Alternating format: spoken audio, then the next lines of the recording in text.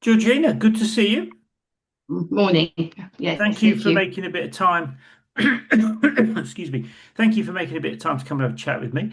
I know you're busy, so I appreciate you making a bit of time. Um, I wanted to start with something that you said to me when we were talking about this a few weeks back. You said to me, people just don't like guns. Now, just tell people why that matters in your situation in terms of your business and what you're trying to do. Okay. I've been working on it for a long time before I've come to the new problem as what I'm trying to solve. And that is now building the infrastructure and compliance for shooting sports. Uh, the venues are inundated with regulation Yeah. and shooters also have to be form under legal laws and regulation as well.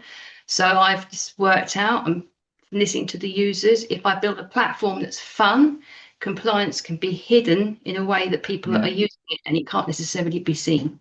And what's the relevance to the comment you made about people not liking guns? Is it that they don't like to comply with the rules around Okay, guns, that's the or third thing I've missed out. So that the people that don't participate in shooting sports yeah, have a very negative image of shooting sports, but by creating a verified platform, it builds trust for people that don't participate in shooting yeah, sports, for them to believe and understand that the people within the sport have a verified system in place. yeah? And why do you think that negative perception exists? I mean, there could be a range of reasons, but what are your thoughts on that? Um, in the UK, there certain bodies that don't necessarily like game shooting in the UK, and obviously more so in the US. There's the, although guns are big in the US, there's the perception that of the big mass shootings that haven't got any necessarily the same sort of regulation in the UK, but a different sort of regulation.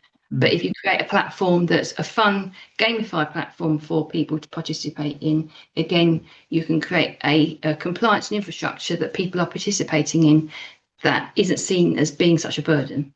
Yeah. So just to give us a size of the sort of market, I mean, how many? I mean, you're essentially talking about a platform that helps gun clubs. Is that fair? I started off as that as my vision to begin with, Right.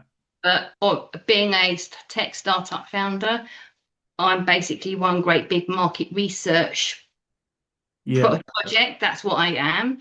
And through that market research is how I validate and learn and make errors and mistakes to work out what I should be building.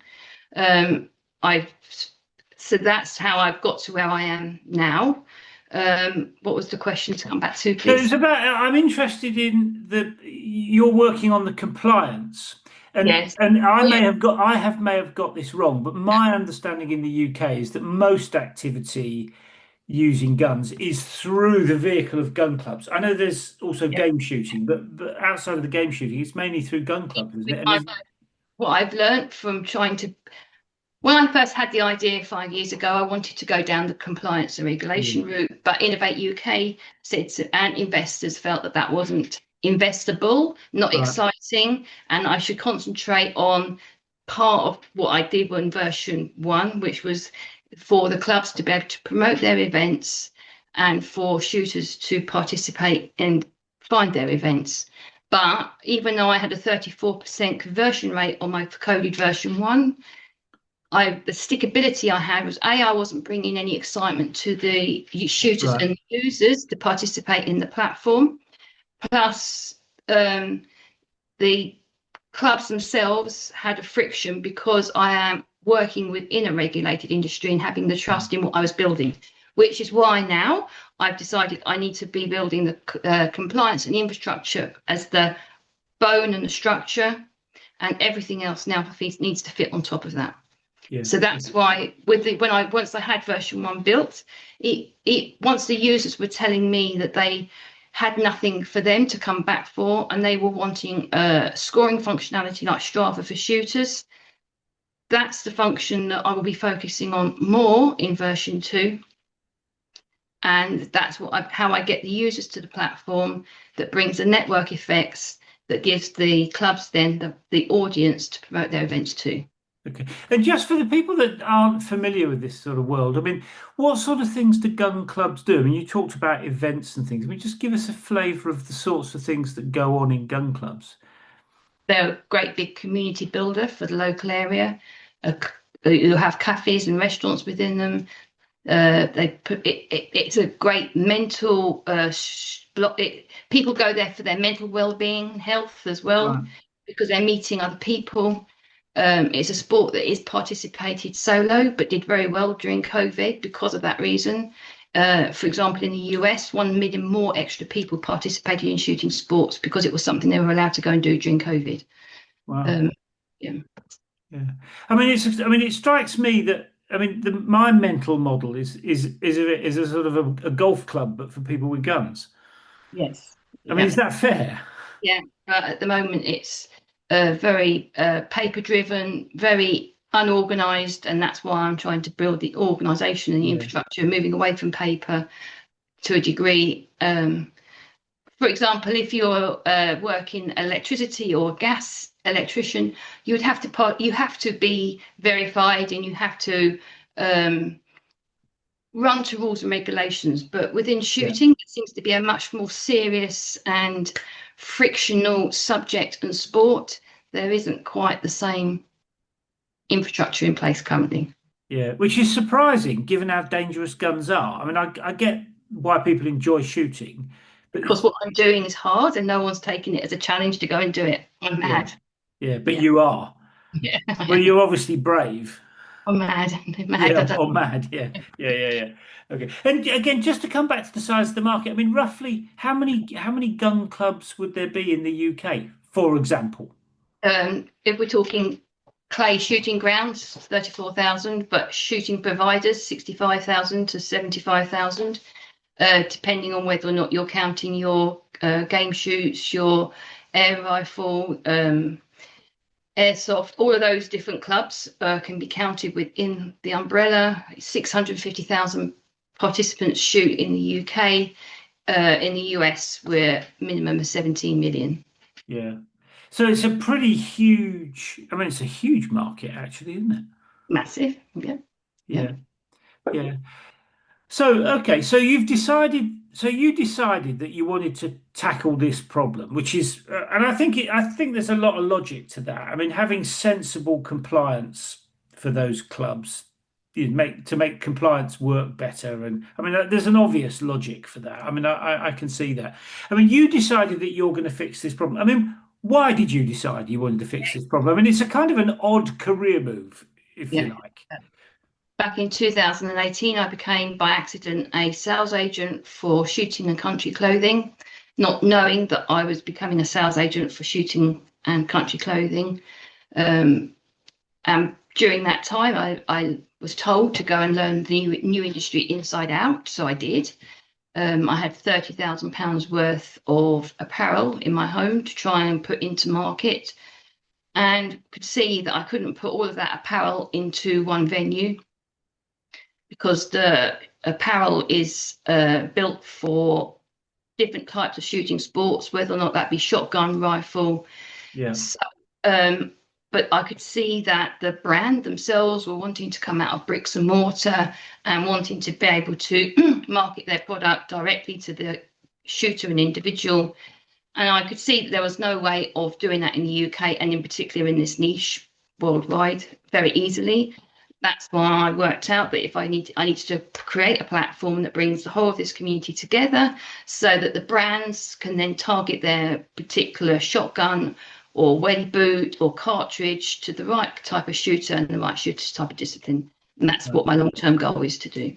Right. And again, forgive my ignorance, but are there not? I mean, the thing that was going through my mind as you were talking were magazines like Horse and Hound. I mean, are those not the kind of vehicles that, the community, the shooting community engages with?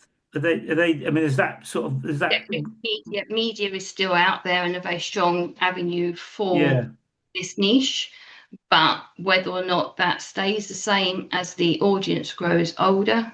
One of my challenges was at the beginning was everybody saying that people wouldn't use an app that's aged over 55. Well, I'm 51 now, and when I'm 55, I won't be scrapped, not want to use an app. The users will always be getting older and they will move with their Yeah. technology. This morning, I've just finally got my Apple Watch on my wrist and I'm still moving with the technology. So the younger audience will want something that's maybe a bit more exciting than just a paper magazine to be reading or participating in.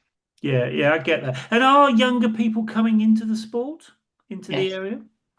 Yeah. And it's growing in age and in females. What sort of rate? I mean, if you've got that kind of information. I had that figure back 3 years ago. I'd need to refund it out for you. Sorry, I can't remember. But is it, I mean, is it, I suppose what I'm trying to get at is it a large number of young people coming in, or is it a sort of small trickle? Do you have a sense of the kind of size? But it's just, well, the shooting clubs have quite often a young shots section for them to Right. participate in. So they're aiming their clubs around the younger audience. So it's a growing, yes. Yeah. I mean, I went to a pub the other week and we went there on a Sunday morning and there was a shooting club in there. Yeah. And I mean, there were people were sort of my age, a lot of sort of country folk that are my age that were out there shooting. I mean, I think it was grouse shooting or something. And but they had loads of young people there. I mean, I was really quite surprised. I didn't think it was a young person's sport really, but it seemed to me to be It's quite a tight quite community. a community that's family orientated as well. Yeah. Yeah, yeah, okay. So, I mean, so you decided that you're going to sort this problem out. You're going to Yeah. create this compliance. I mean, what happened then? Well, I've only pivoted like this since April. Right. um, because first of all, let's go back to the beginning. I had the light bulb moment of what I wanted to go out and do in August 2019. So then in November 2019, I commissioned. This is how technology has moved on so much. So back in November 2019, all I could do to prove what I wanted to try and do was build a clickable Figma prototype.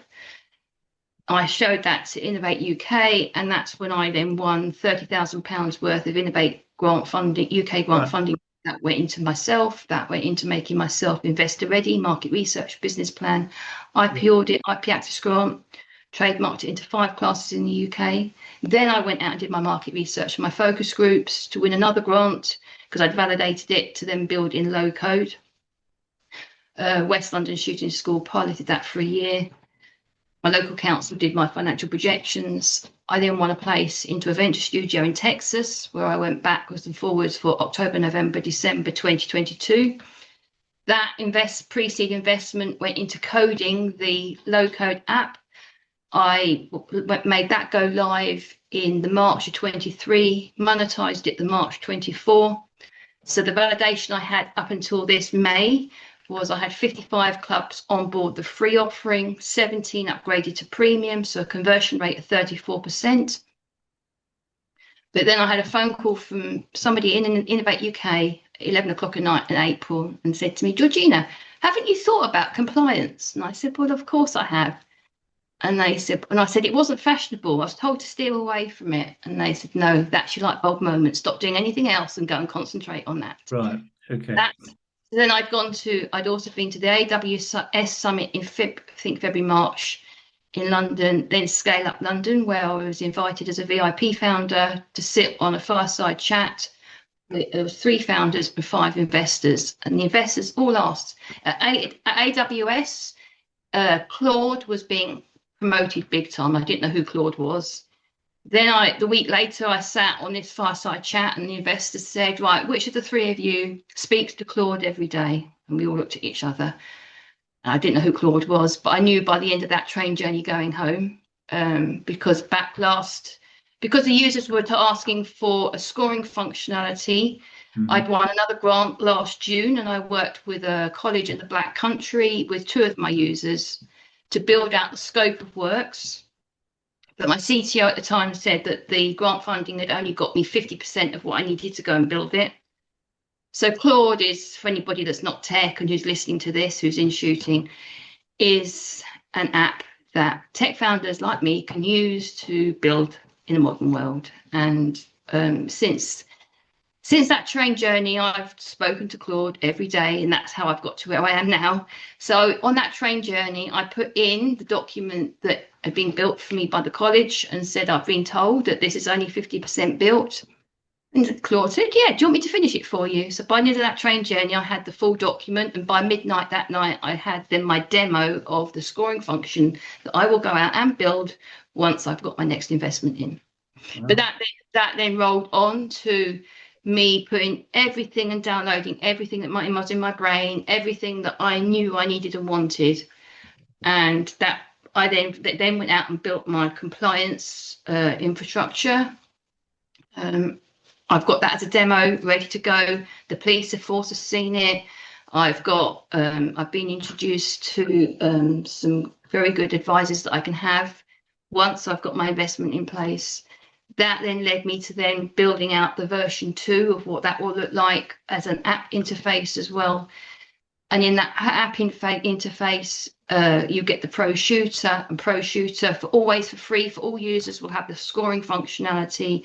They will all be part of the worldwide leaderboards for free, because the idea is it won't matter whether or not you're shooting in New York, London, or New Zealand. You'll all be able to compete on the leaderboard. Right. That will always be free, and you'll be paying as for Pro Shooter to unlock your analytics and participate in the gamification. So once you've uploaded your compliance and regulatory paperwork into the app, you'll get points and user experience points for that. And then if you participate in the brands and the businesses within the app, you'll get more points for those as well. And there'll be weekly challenges for the shooters to participate in as well. And that's where it becomes fun without them Yeah, I mean, it realizing sounds like if you're into shooting, it's going to have it's a bit of a must-have it will be bit available. of kit, really. So, well done on developing it. I mean, I think it's a really interesting idea. Let me ask you about, I mean, what did you expect building a business would be like? Hard, but maybe not this hard. And when you say hard, I mean, just give us a flavour of what's been hard. It depends on what the business is, doesn't it? I mean, I already run my little peak relaxation from the same room here. That's my massage business, and that's not as hard because I'm offering a skill. I haven't had to go and look. I'm doing something that's unknown, that's no one's done before. That's what makes it more difficult, and that's the challenge that I've given myself. That's why it's even harder. Yeah, I mean, you're a non-tech founder trying to build a tech Yeah, business. yeah, and I'm also female. In whether or not we like it or not, I don't like the female tag, but I am female, so we have to talk about it. 2p in every pound goes to a female tech founder, which is mad. That makes it harder for me. I'm female in shooting sports. I think overall, I think the percentage is 4% female to male in shooting. I'm female in investments scene, and I'm female in tech scene. So I've made it really hard for myself. Yeah, well done. Yeah. So Yeah, I mean, yeah, I carry on. yeah, that's right. I mean, well, you're obviously very resilient and you've got a lot of determination, so those are good things. And let me ask you, to what extent would you say the business reflects your personality? I like to be coachable. I like to keep learning, and I like to iterate. So I don't mind the pivot because that's part of the learning curve, I suppose. That's part of my personality. Um, and yeah, I don't know what else do I say to it apart from that, really. Yeah. Yeah, okay. Well, I was just curious. Really. I just think I often I mean, think, I like, yeah, I've come into the idea as a non-shooter because I came into it from yeah, from the commercial perspective with the shooting clothes. I've got my shotgun license now, and I have had shooting lessons, and it's something I'd like to participate in more. But whilst I am no salary doing this madly full time, that can't necessarily be the case. yeah, Mm. yeah. But it's interesting how going down this road has opened up a set of new opportunities, isn't it? It gave me loads more new skills. When I went out into the venture studio in Texas, their biggest training for us was to be doing this sort of thing I'm doing with you now, learning how to talk to a computer and a screen and the camera on here. we were given drama training to be able to stand on stage and pitch. So there was 21 of us in our cohort. I was the bottom of that 21 in entering in the October. And I was top of that 21 on leaving. Wow. So I had to pitch on stage in Austin and Houston. And I was pretty proud of myself because I came off stage crying in the October, but came off smiling by the December. So Well done. And I mean, it's a bit of an aside, really, but what was it like? I mean, it must have been very different in Texas to doing things oh, in the UK. I mean, what was I, different about it? I'd love to go. I would love to be doing what I'm doing there. Because, and why do you say that? Not just because they like their guns, but because they know how to do tech properly. Their tech ecosystems are buzzing. Yeah. I haven't got. We were taken to the tech ecosystems to experience it, and ever since being back, I've got nothing like it. Even though I've been part of the NatWest Bank Business Accelerator at Warwick University and numerous other accelerators in the UK, they're all much more business orientated for SMEs. None of it's venture scaled. None of it's based around Mm. tech in the same way. It's kind of a different world out there, isn't it, really? Yeah, yeah. And my ask was made to be doubled to go on a plane to go out there, doubled again to go on stage, and I'm back to my original ask before I even went because I'm in the UK, because the UK is much more scared about taking that risk and that chance. Mm. Mm. Okay. I mean, we can't do anything about the way the UK is, but it's an interesting point that you make, and it is a problem, I think, perhaps that government need to do something about, because otherwise, I mean, I've spoken to quite a few CEOs that are upping sticks and either going out to places like Europe and, Yeah. joining in the tech scene in places like Lisbon, or they're going to the US, for the reasons you've just outlined. So it's a bit of a problem for Britain, actually. But that's a bit of an aside. Let me ask you about being the CEO. I mean, when I use the word CEO with a lot of people, it's really Chief Everything Officer. I mean, how Yeah. do you feel about the job? I haven't got a choice if I want to do it, have I? And I prefer to be classed as I could put founder first because that's what I am. Yeah. CEO is a title I have to give it because it's tech. Um, you could be director, you could be whatever you want to call me, really, can't you? But I have to do every task. So I'm not only have I been doing since May, I've done literally everything with Claude. Claude is now my superhero, seriously my superhero. He's my advisor, my CTO, my builder. I've done all my new updated financial projections and models with Claude. Um, if I had Claude 5 years ago, I'd probably have exited by now. Hmm. Yeah. Yeah. But how do you feel about the job? I mean, I know you, in one sense, you don't have a choice, but I mean, presumably you feel good about it. I mean, how do you feel about the experience of building a business in this way? It can be lonely. You try and build a team around you.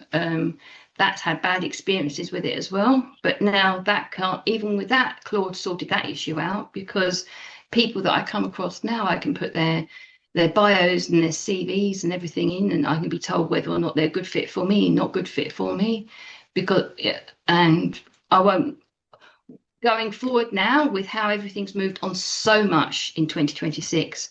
I Hmm. don't need to be building a team until I need that skill filling.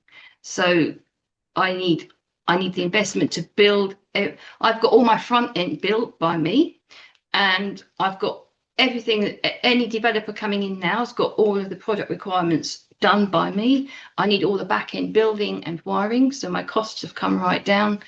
The job has become a lot easier for me Hmm. since May, but it's still very hard and still very lonely. And Yeah. most people that aren't doing what I'm doing don't understand what I'm doing, and that includes your own family half the time as well. Yeah. I mean, I think a lot of CEOs would say that. There's definitely a sense that it's a bit isolating. I mean, building a business takes commitment. I mean, as you've already pointed out, it's quite a tough gig. It's a bit of a roller coaster sometimes, good days, bad days. It requires commitment. Where does that commitment come from in you? God knows, but every hour, every minute, breathing, sleeping, thinking it. So I suppose it's a bit of an addiction in the end. But if you've put so many hours, and if you know that problem is still there, not fixed, Mm. no one else. I know how far I'm ahead than anybody wanting to try and take it away from me at this moment in time. Mm. Why shouldn't I continue? I suppose that's the answer. I suppose I'm trying to make society safer by building what I'm building, and yeah, the opportunity is there for me to take. So that's what keeps me going. Yeah, yeah. I mean, and in that sense, it's quite exciting, I would have thought. It's very exciting with the doors I've opened since in the last 8 weeks. Yes, yeah. Yeah, yeah. One of the other things I think is interesting about building a business is that and we've kind of touched on this. I mean, and I suffered a lot from this. I mean, there are all sorts of distractions. I mean, I suffer from, I call it shiny object syndrome. Oh, that looks interesting. I'll go and do that. And then before I know it, I've wasted a day doing something that was completely pointless and irrelevant, really. I mean, how do you sort of keep all those distractions at bay and stay focused on the right things? I mean, have you got a sense of that? For a long time until now. I've always been looking to be validated by accelerators, mentors, advisors, I suppose, because I thought I didn't know what I was doing. But then I've spent long enough doing this now to realize that half the people that have touched me don't know themselves either. Mhm. And I now won't allow, I've had quite a few mentors in the time. My new rule now is that no one can mentor me unless they have raised funding, because I've now done that myself. So if they Mhm. haven't raised funding, why should you be telling me what to do? And ideally, that person also now needs to have exited to be my mentor, or even advisor, really. Uh, I think that's a fair request from me as a founder.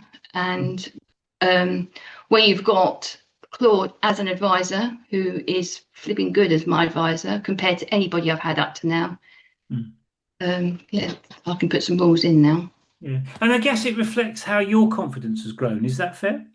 Very much so, yes. I mean, I was invited to talk at Derby Tech evening last Wednesday.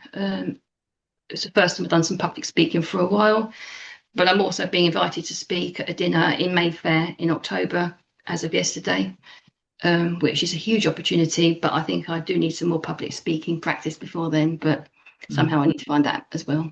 Yeah. Well, good luck with that. I'm sure that's gonna take you places.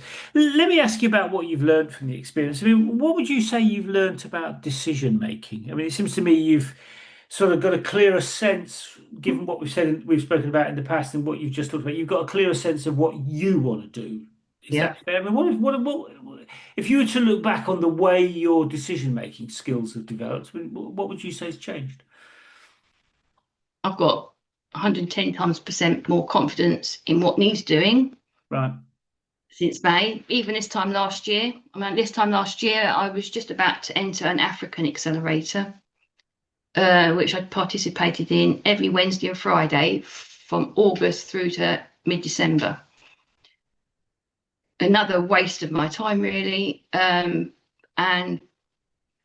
but although it was a waste of time, I always learned something, and it was another strong learning curve from that experience. Everything I've done, some of it we say is a waste of time. I've always come away with learning something to make me stronger. Um, what was the question to go back to, please? I was just wondering what you'd learnt about making decisions. I mean, Yeah, making good decisions is foundational to building a successful yeah. business, and I'm always interested in what people have learnt about making I suppose decisions. going into the American accelerator that came with cash, at that point I still didn't know what I was doing, and I think you're still looking for people to validate, help, lead, and learn and show you.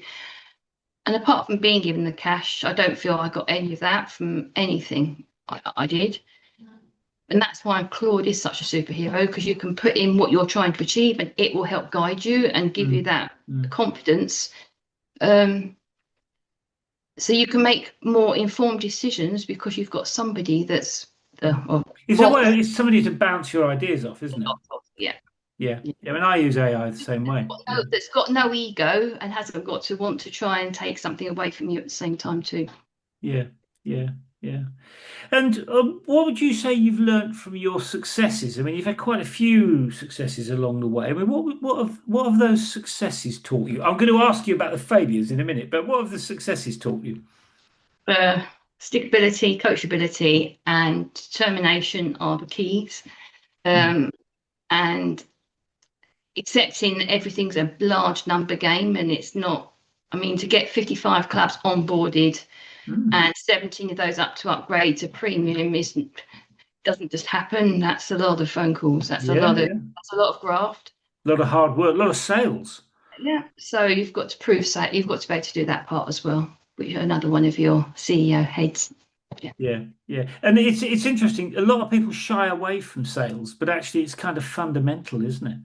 Even I do, I suppose, to a degree. And I suppose I knew that with my version one, I'd validated it to that point. But I also knew that what I needed it to look like, which is what version two will become. Um, so I also held off in onboarding anybody else once I validated it with that number because I don't Mm. want to alienate who I need and want to be using it. It's important I have the right thing built for them before it gets pushed anymore. Yeah, yeah. And let me ask you about the flip side. I mean, what have you learned from failures or screw ups? I mean, presumably you've had one or two. Yeah. Well, being part of the African Accelerator was one of them last summer. I would have been better off not being part of that. Uh, So what did you learn from that mistake then? just be more careful about where you put your time. Knowing what, no, because you hope that you're going to get more out. Obviously, Mm. if it had become to fruition by the end of December that it was meant to have done, I could have a different story here now. Mm. And some of it's risk and chance, isn't it? So the risk I took was taking part. The failure was it didn't produce what it needed to have produced for Mm. any of us. Um, so yeah, the learning is always going to be the learning is that you've always got to take the next risk, haven't you, with what I'm doing. Yeah, So, yeah, but my your risk appetite can be more structured maybe with the learnings I've had. yeah. I mean, I had an interesting conversation with the CEO the other day, and he made a really interesting point. He said, I don't worry about making mistakes. I worry about missing out on the opportunity, Yeah, which I thought was a very good way to look at it because I mean, we all make mistakes. yeah. But you can't help it sometimes. I mean, you just get things wrong. Things go wrong, don't they? I mean, and I thought his point about the most important thing is not to miss out on the opportunity that I'm focused on. The fact that mistakes happen, in one sense, is just part of life, isn't it? Yeah, you wouldn't be learning if you weren't making mistakes, would be. Yeah, yeah. A couple of final questions then before we wind up. I mean, what would you say is the key to being a successful CEO or successful founder? Learning, not being defensive, um, willing to pivot, making decisions on your own, and not looking for everybody else to help you make those decisions. Mm. Um, yeah, and then that's been the hardest bits for me up to now. Yeah. Yeah, no, I understand that. And if you were to give a piece of advice to a rookie CEO, somebody just starting out on a journey like yours, I mean, what would that one piece of advice be? But none of it happens overnight, like people say. I'm 6 years in now. Probably will be 10 years before I probably get going decently. Mm. Um, and that's the bit that no one really tells you. And yeah, Yeah, that's it's a lot. requires It's a lot of commitment and determination. a long game, and it's a tick box exercise that you've got to go through to get to the next stage each time. You've got to keep validating. Yeah, yeah. Thank you for making a bit of time to come and have a chat with us. I mean, what an interesting story and an interesting area. I mean, it's not a world I know that much about, but I'm sure it's ripe for your technology. So good luck going forward, and thanks for making a bit of time to tell us about it. Thank you for inviting me. Thank you for having me. Cheers then. See you soon. Bye bye.